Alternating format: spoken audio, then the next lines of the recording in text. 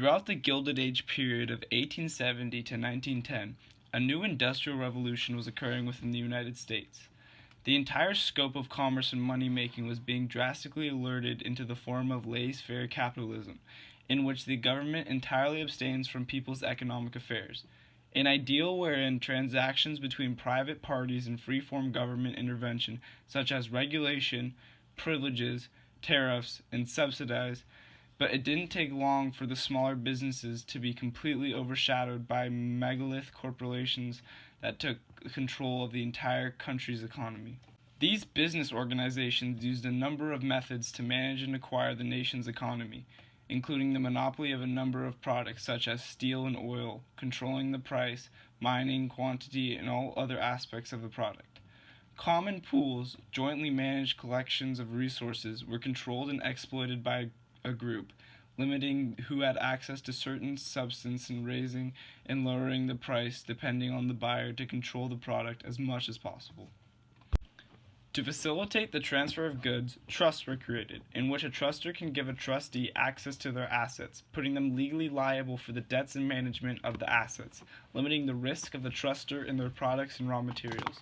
Similarly, a holding company is a company that purchased and acquired smaller companies, gaining control of their assets while spreading the risk to the smaller companies.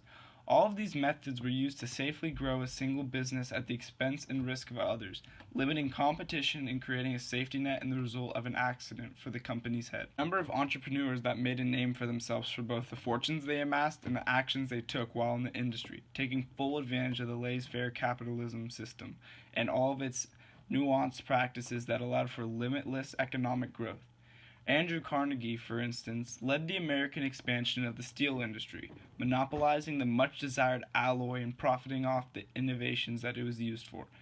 As a boy, he had worked in a Pittsburgh cotton factory, but it didn't take long for him to rise to the position of division superintendent of the Pennsylvania Railroad.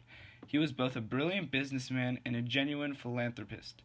During his prime, he became one of the richest Americans of the period, but he also donated approximately $350 million to charity, about 90% of his wealth.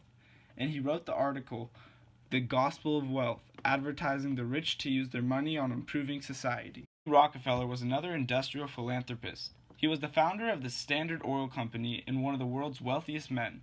Rockefeller had grown up from modest circumstances in upstate New York to overwhelming wealth after a few key investments. J.P. Morgan controlled much of the time's banking. He financed railroads, and he also organized General Electric and many other major corporations. He used his influence from within the country's banking system to stabilize American financial markets during times of economic crisis, including the Panic of 1907. Gold gained control of the prices of stocks he bought and the stock market as a whole. Known as one of the shrewdest businessmen in American history, instead of creating and selling products himself, Gold gained his fortune by monopolizing through purchase, buying up all of one product, regulating and controlling its sale, and driving up the price without competition. He drastically rose the gold market in 1869 through this process, inciting a reaction from the government to sell gold from their own reserves just to lower the cost. And finally, one of the most well-known entrepreneurs, Henry Ford, who created Ford Motors and sponsored development of the assembly lines and mass production.